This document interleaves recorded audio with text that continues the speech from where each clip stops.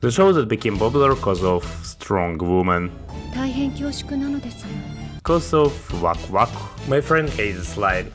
Wak wak, wak wak. And the show that give me mixed feelings about it, cause it's great, but it goes nowhere. So today we're gonna talk about Spike's Family, about its author, about its manga, and of course about its anime adaptation. Hey, it's Matty, don't forget to smash the like button, drop a comment and subscribe to our channel for more anime and manga content like this. Let's get started.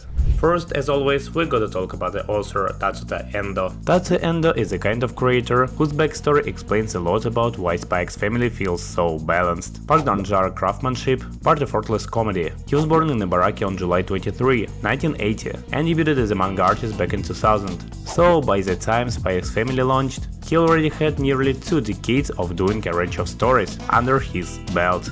What I find fascinating is how his earlier, darker work shaped his skills. Endo's bred Spike's Family manga, titles like Teeth and Blade of the Moon Princess, learned into mature, grim themes, and that experience gave him a real command of tension and pacing. His editor Shihei Lin encouraged him to try something brighter. That push led to one-shots as I Spy, and eventually to be serialized project that became Spike's Family. You can feel that blend in the series, the ability to stage a tense spy sense, and they immediately flip to a perfectly timing family gag. The origin of Spike's Family itself is kind of neat mashup of ideas. And then his editor refined several concepts from early one-shots, and the series officially began serialization on Shonen Jump Plus in March 2019. The title went through a wild naming process, and they reportedly brainstormed dozens, over 100 names ideas, before setting on the English styled Spike's Family and the iconic kicks. And the team deliberately aimed for a lighter tone than his early work, while keeping the stakes and visual clarity of a good spy manga. There are a few small creative choices that I think made the series explode in personality. Anya's telepathy, for example, wasn't some overplanned masterstroke. In interviews and the official fanbook, Endo admits it came together partly by chance, and then became a comedic and emotional linchpin for the story. Little decisions like that, picking a child who can read minds, balancing a spy cool competence with parental cluelessness, and giving the assassins a quietly sincere interior life, turned the setup into a machine for both loss and the real feeling.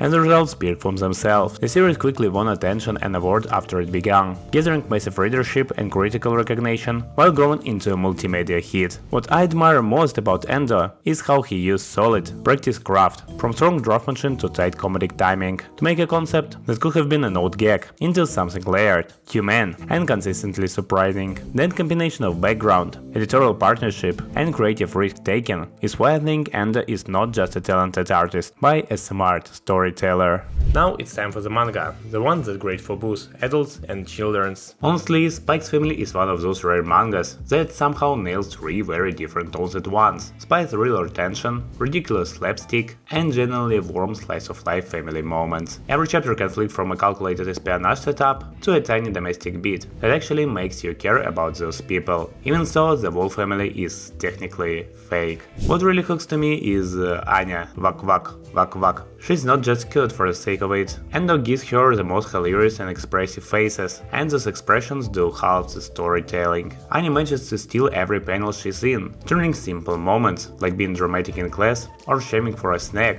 into genuinely memorable comedy and heart. Beyond the characters, the art and pacing are incredibly thoughtful. Action scenes read clearly, the comedic timing lands because of well-placed visual beats, and the Twitter pages can hit you emotionally without any heavy-handedness. The creator keep a clean, readable style that still finds room for expressive, ridiculous moments. Finally, I love how the story treats the idea of family. It asks without being preachy whether the family has to be blood to be real, and most importantly, it makes the question feel warm instead of sentimental. That mix of clever plotting, character-driven jokes, and genuine tenderness is actually what I always look forward to the next chapter.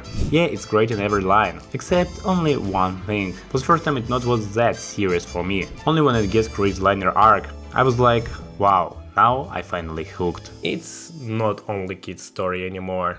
Now let's move to its anime adaptation, where we talk about Season 1, Season 2 and of course Season 3. Spike's Family Season 1 was the moment the whole concept truly clicked for me. It wasn't just a full manga adaptation, it felt like a living, breathing show that knew exactly when to be stylish, when to be silly, and when to land a real emotional hit. The season ran 25 episodes, split into 2 courses, April-June and October-December 2022, and that pacing gave each mission tension, room to breathe while keeping the momentum constant. One of the coolest production choices was how two studios, with Studio and Cloverworks, team up on the show. You can actually feel the range of both studios, crisp action staging, clear visual comedy, and consistent character animation that kept Anya expression absolutely iconic. There was even talk in the community that the studios alternated responsibilities episode by episode to share the workload. The direction and character work deserve praise too. The show balances spy thriller beats with domestic comedy without ever feeling totally confused. The music by No Name and the standout openings and endings add a lot to the vibe.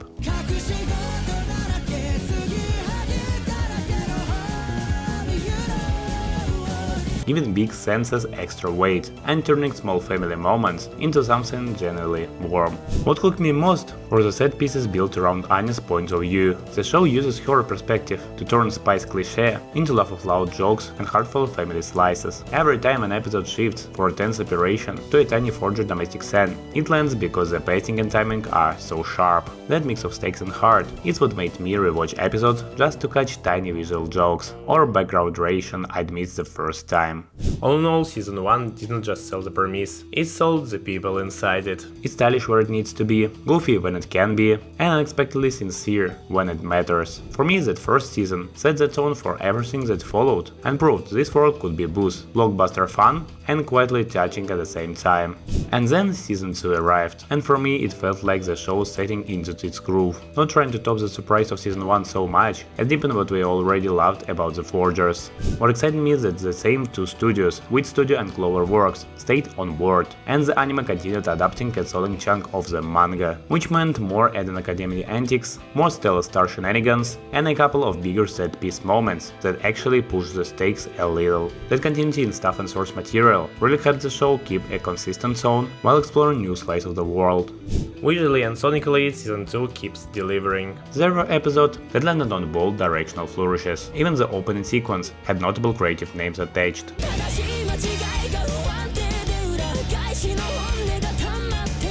And the soundtrack and theme songs continued to leave the emotional beats in ways that made small senses feel bigger than they had any right to. Those production choices make the comedy hit harder and the heartfelt moments land cleaner.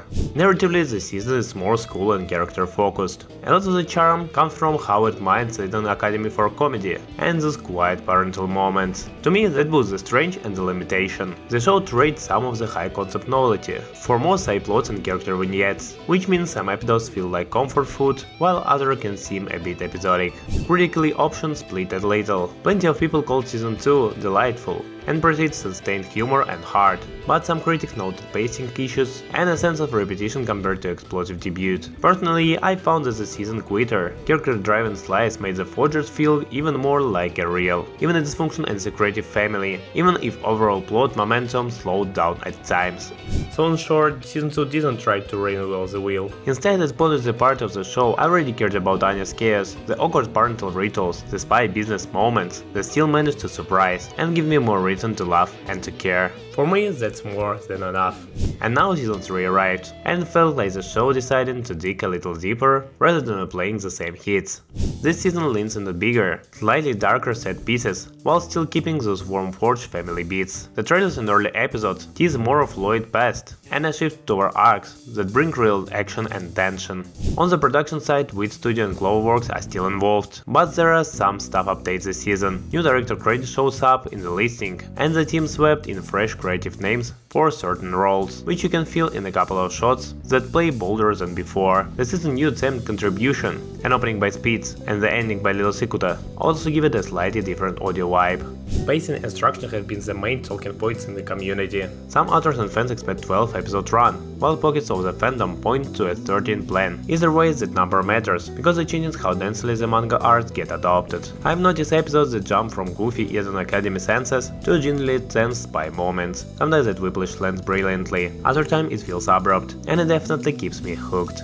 Finally, what I appreciate most about Season 3 so far is that it doesn't trade the Forge's heart for bigger set pieces. The show is willing to put them through more stressful, higher stakes situations, but it still finds time to let Anya and Bond steal the sense, and those small family moments keep every grounded for me. That balance, action was real, silly, human warmth, is why I'm still excited to see where this season lands. So season 3 had a great rating for the reason. The mix of comedy and action is awesome, the characters are beloved by everyone and the story, even when it feels like filler episodes, is heartwarming and memorable. That's all I wanted to talk about Spike's family and its third season. Is there anything in your mind? Drop it in the comments below. And don't forget to like this video and subscribe to our channel for more anime and manga content like this. Thanks for watching, that was Matty, see you soon.